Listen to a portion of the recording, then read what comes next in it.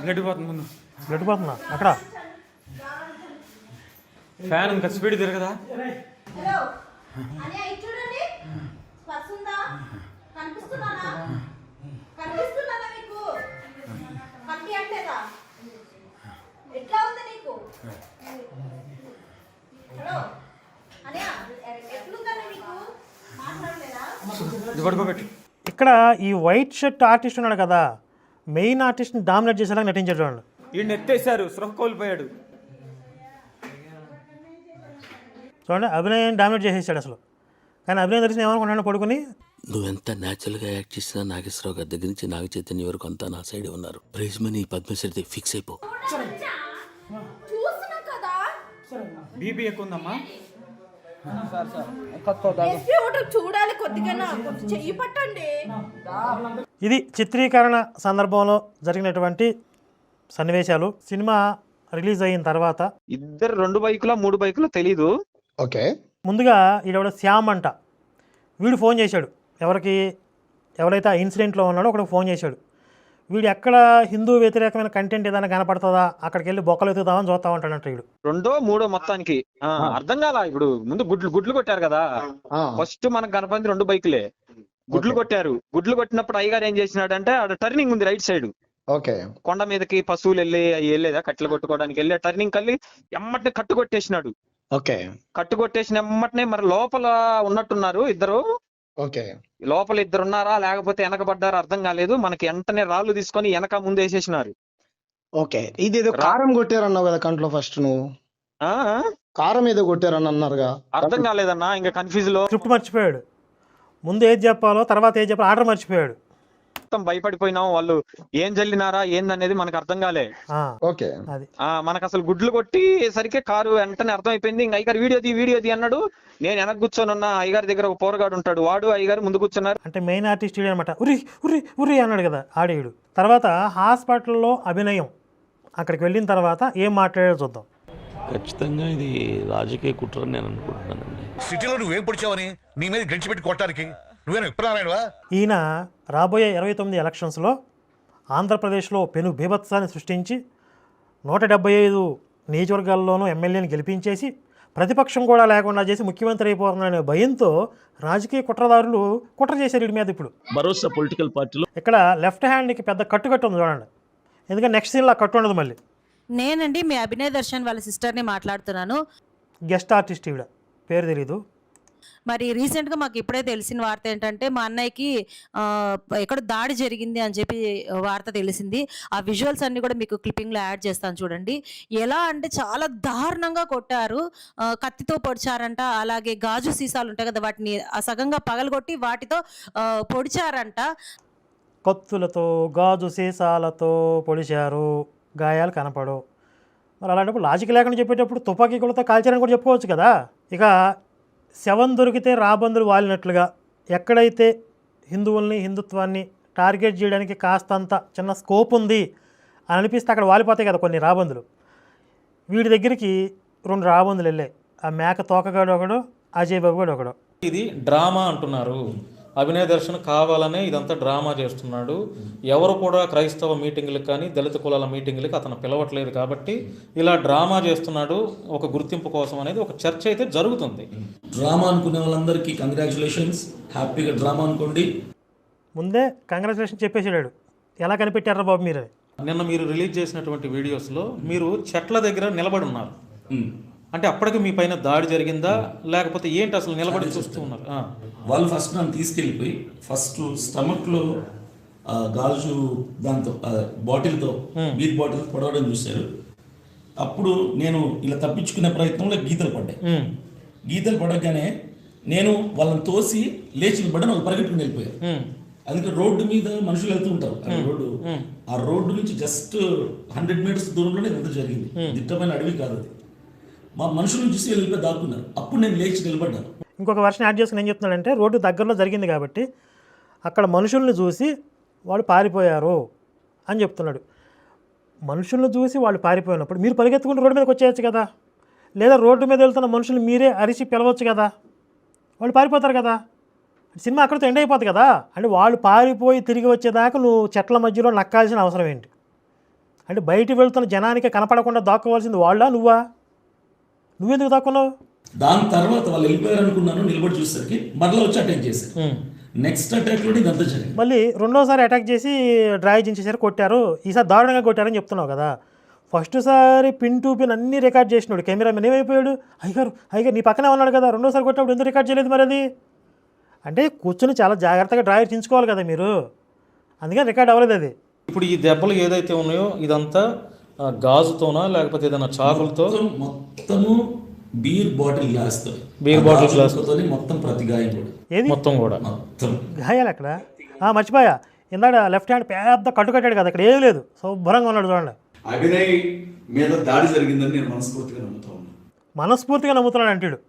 అభినయ్ మీద దాడి జరిగిందని మనస్ఫూర్తిగా నమ్ముతున్నాడా? తర్వాత వాళ్ళు వీడియో పెట్టాడు, అభినయ్ నీ వల్ల నేను బలైపోయారా అని. కానీ ఏ మాటకి ఆ మాటే ఈ అభినయం ఎంతమంది నిరూపణలు చేశాడంటే, హర్ష్ కుమార్ కూడా వచ్చాడు, హర్ష్ కుమార్ కూడా ఎరిపోయిపోయాడు. అది కూడా చెప్తా.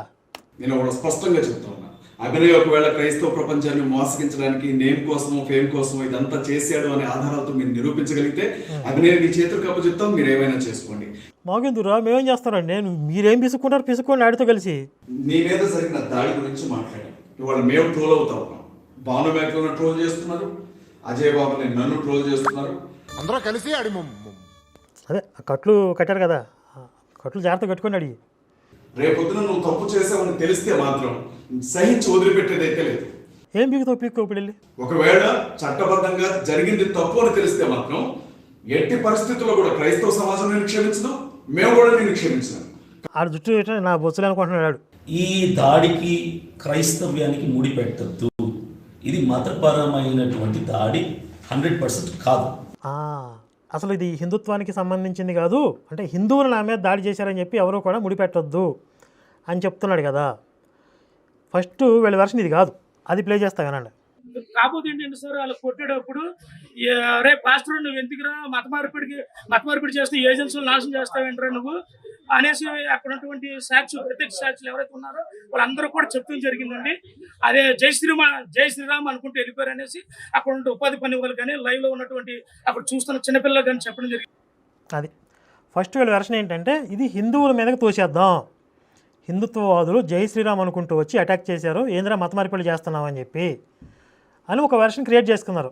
దీనివల్ల ఏంటంటే పాస్టర్లు తండోపతండాలుగా క్రైస్తవులందరూ గొర్రెల్లాగా గుంపులుగా వచ్చి పోటెత్తుతారు, వీడికి సంఘీభావం తెలియజేస్తారు, క్రైస్తవులందరూ రోడ్ల మీదకి వచ్చి ధర్నాలు చేసేస్తారు.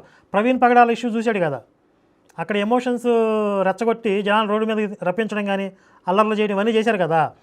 ఆ విధంగా క్రైస్తవులందరూ రెస్పాండ్ అవుతారు అని వీళ్ళు ఎక్స్పెక్ట్ చేశారు, కానీ అది జరగల, ఎవడూ పట్టించుకోవాలా, అంటే పెద్దగా నమ్మలేదు.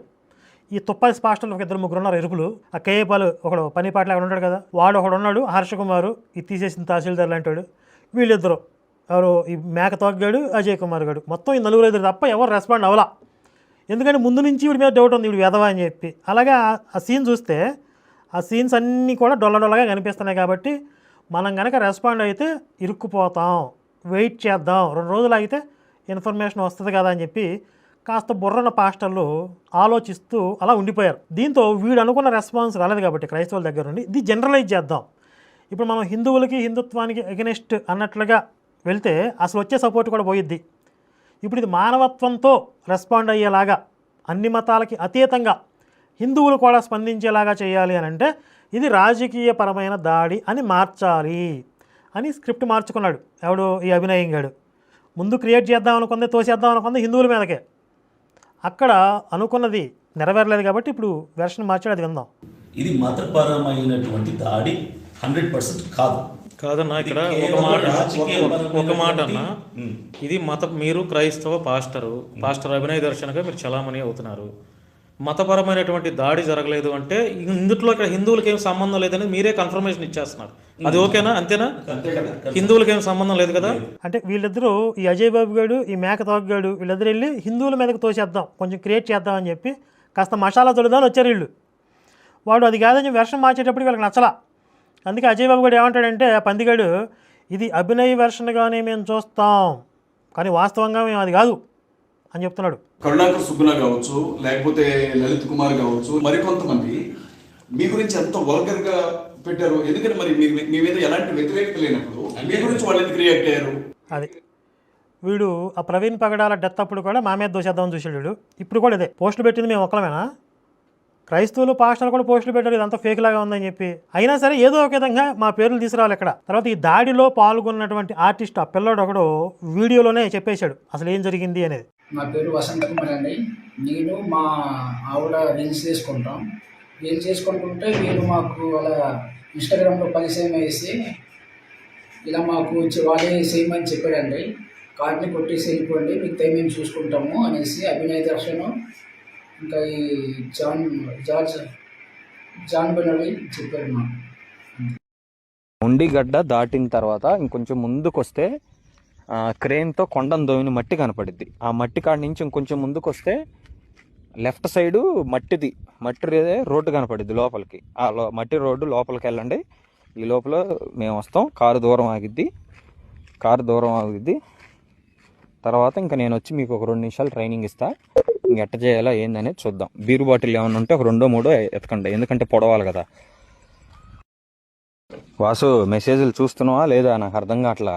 చూసి మరి రిప్లై వాన పడుతుంది. వాన పడితే మనకు ప్లస్, అంటే బైకుల వాళ్ళు నడిచే వాళ్ళు ఎవరు రారు కాబట్టి కంటెంట్ చేసుకొని మనం హ్యాపీగా వెళ్ళిపోవచ్చు.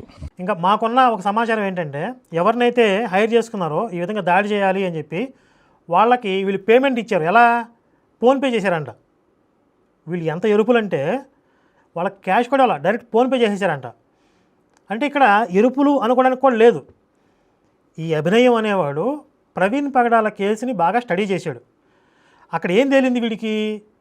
ఎన్ని ఎవిడెన్సులు కళ్ళ ముందు ఉన్నా, సీసీ ఫుటేజ్లు ఉన్నా, ఫోన్పే ట్రాన్సాక్షన్స్ ప్రవీణ్ పగడాల ఫోన్ నుంచి వైన్ షాప్కి ట్రాన్సాక్షన్స్ ఉన్నా, ఎన్ని ఎవిడెన్స్ ఉన్నా కూడా జనాల్లో ఎమోషన్స్ రైజ్ అయితే, ముఖ్యంగా వాళ్ళ గొర్రెల్లో అవేవి పట్టించుకోరు, గుడ్డిగా సపోర్ట్ చేస్తారు.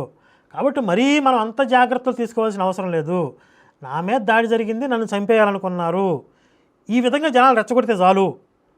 ఇంకా ఎన్ని సాక్ష్యాధారాలు ఉన్నా అవసరమైతే వాడు ఒక వర్షం చెప్పాడు. పోలీసులదే ఉందో 4 బీకి నాతో కూడా ఇదంతా డ్రామా అని చెప్పిస్తారు. కాబట్టి ఇంకెవరైనా ఇది డ్రామా అని చెప్పినా కూడా పోలీసు దెబ్బలు తట్టుకోలేక అలా తీసుకోవాలి తప్ప వాళ్ళు నిజం ఒప్పుకున్నట్లు కాదు అని కూడా వీడు ముందే జనాలు ప్రిపేర్ చేస్తున్నాడు. ఇదంతా ఈ కేస్ స్టడీ అంతా ఎక్కడ చేసాడు? ఈ ప్రవీణ్ పగడాల ఇష్యూ అప్పుడు చూశాడు. అప్పటి నుంచే ఈ అజయ్ బాబు గాడు, పందిగాడు, వీళ్ళిద్దరూ పోటీ పడుతున్నారు దేనికి? చచ్చిపోవడానికి. వీళ్ళిద్దరికి కాంపిటీషన్ వచ్చేసింది. నన్ను చంపుతాను. రోజుకు ఒక స్టేట్మెంట్. ఓ సినిమాలో రాజేంద్ర ప్రసాద్ క్యారెక్టర్ ఉంటుంది, అమ్మో ఈరోజు ఒకసారి కూడా చచ్చిపోలేదేంటి అని ఉరిద తీసుకుంటాడు వీళ్ళు. అవును, ఇవాళ నేను ఆత్మహత్య చేసుకోవడం మర్చిపోయానేంటి? అలాగే ఈరోజు ఒక్కసారన్నా నన్ను చంపేస్తానన్న పోస్ట్ పెట్టలేదేంటి అని చెప్పి ఒక రీలో ఒక పోస్ట్ పెట్టేసి ఈ రోజులలో చంపుతాలు ఎట్లున్నారు మొత్తం బాధులు అని చెప్పి వాడు ఒక రీల్ పెట్టి వెళ్ళిపోతాడు. అప్పటి నుంచి వీళ్ళకి కాంపిటీషన్ మొదలైందనమాట. ప్రవీణ్ పగడాల తర్వాత నేనే అని చెప్పి పోటీ పడుతున్నారు వీళ్ళు. ఎందుకని ఆ క్రెడిట్ అంత హైప్ రావాలి వీళ్ళకి. ఇది కేవలం కుట్రపూరితమని నేను సుప్రీంకోర్టు వరకు వెళ్తాను, ఏపీ హైకోర్టులో ఫైల్ చేస్తాను. చంద్రబాబు నాయుడు గారికి నేను ఒక మనవి, దేవుడు క్షమించడు ఇది కానీ అన్యాయం జరిగితే. చంద్రబాబు నాయుడు గారు, లక్షల కోట్ల సంవత్సరాలు నరకం మీకు తప్పదు. దేవుడి గురించి మీకు తెలుసు కదా, దేవుడు సత్యం తెలుసు కదా మీకు. రెండోది, రెచ్చగొట్టే ప్రసంగాలకి మీరు ఎలా పర్మిషన్ ఇచ్చారు? సనాతన పేరుతో ఎందుకు రెచ్చగొట్టడం? ఆ తర్వాతే ఇది జరిగింది. వీడు ఒకడు మిగిలిపోయాడు భూమి మీద. దేవుడు మర్చిపోయాడా వదిలేశాడా అర్థం కావట్లా. తర్వాత రాజకీయ నిరుద్యోగి హర్ష్ కుమార్ ఉన్నాడు కదా, ఆయన కూడా ఫేస్బుక్లో ఈ అభినయాన్ని చూసి ఒక పోస్ట్ పెట్టాడు. తర్వాత తప్పు తెలుసుకుని క్షమాపణ చెప్తూ పోస్ట్ పెట్టాడు. I'm sorry about Abhinay Darshan drama. ఇటువంటి వెధవల వల్ల సమాజానికి నష్టం కలుగుతుంది. నిజమే అనుకుని పెట్టిన FB పోస్ట్ని డిలీట్ చేస్తున్నాను. మరి ప్రవీణ్ పగడాల విషయంలో కూడా ఎవిడెన్స్లు బయటకు వచ్చినాయి కదరా, అప్పుడు ఎందుకు నువ్వు క్షమాపణ చెప్పలేదు? ఎందుకంటే అప్పుడు జనాలు సపోర్ట్ చేస్తున్నారు. అది అబద్ధం అని తేలినా, ఇది హత్య అని ప్రచారం చేశారు కదా, అది అబద్ధం, యాక్సిడెంటు, తాగి చచ్చిపోయాడు అనే విషయాలు రుజువైనా కూడా ఆ రిపోర్ట్స్ ఇవ్వడం కొంచెం లేట్ అయ్యేటప్పటికి, అంటే పోలీసులు ఎవిడెన్స్లు సేకరించడానికి కొంచెం టైం తీసుకున్నారు కదా, ఈ లోపు వీళ్ళు ఫుల్గా జనాలు రెచ్చగొట్టేశారు. అప్పుడు జనాలు ఎలా తయారయ్యారంటే ఎవిడెన్స్లు తీసుకొచ్చినా మేము నమ్మం అనే స్థితికి వచ్చేసారు. కాబట్టి జనాలు సపోర్ట్ ఉన్నారు కాబట్టి ఎవిడెన్స్లు వచ్చినా వీడు క్షమాపణ చెప్పలా. ఇప్పుడు వీడికి జనాలు సపోర్ట్ లేదు. ఈ అభినయం గాడికి జనాలు విరగబడిపోయి రోడ్ల మీదకి వచ్చేసి మా అభినయం మీద దాడి చేస్తారా, ట్యాట్ టూట్ అనేవాడు ఎవడూ లేడు. ఇక్కడ జనాలు సపోర్ట్ లేదు కాబట్టి, ఎవిడెన్స్లు ఉన్నాయి కాబట్టి ఇప్పుడు క్షమాపణ చెప్తున్నాడు. ఈ వైట్ షర్ట్ ఆర్టిస్ట్ ఉన్నాడు కదా, అతని టెస్ట్ మనీ కూడా ఉంది, అదేందో. నన్ను వచ్చేసి నన్ను పైకి ఎత్తి కింద చేశారన్న. ఓకే, ఇద్దరు వ్యక్తులు నన్ను పైకి ఎత్తి కింద చేశారు. నేను స్పృహ కోల్పోయాను. నాకు చెయ్యి కాలు విరిగిందన్న. నువ్వు కాలు చేయి విరిగితే నువ్వు ఎట్లా మాట్లాడగలుగుతున్నావు మాతో? అన్నా కాలు చేయి విరిగితే నువ్వు మాతో ఎట్లా మాట్లాడగలుగుతున్నావు బయటకు వచ్చి? కాలు చేయి విరిచేసి బయటకు వచ్చి నిలబడ్డాడు, ఫోన్ ఇలా పట్టుకుని సెల్ఫీ వీడియో మాట్లాడుతున్నాడు వీడు. పైగా కోమాలో ఉన్నాడు, కోమాలో నుంచి మాట్లాడుతున్నాడు ఇప్పుడు. సో ఓవరాల్గా సినిమా ప్రీ ప్రొడక్షను ఏదైతే నా మీద దాడి జరగబోతుందని చెప్పి ముందే ప్రిపేర్ చేసుకున్నాడో అది ప్రీ ప్రొడక్షను, సినిమా చిత్రీకరణ, తర్వాత పోస్ట్ ప్రొడక్షను, సినిమా రిలీజ్ అయిన తర్వాత జరిగినటువంటి ఇన్సిడెంట్స్ ఇవన్నీ కలిపి మీకు చూపించాను. అలవాటు లేని వాడు అగ్నిహోత్రాలు చేస్తే మూతి మీసాలు కలిపోయినట్లుగా రాఘోపాలరావు అంటాడు కదా, ఓహరి నీ తస్సారావులో బోర్డు నీ స్కిట్ కామెడీ షోకి ఎక్కువ రియాలిటీ షోకి తక్కువలాగా ఉంది అంటాడు. అలా మనం మార్చుకోవాలన్నమాట.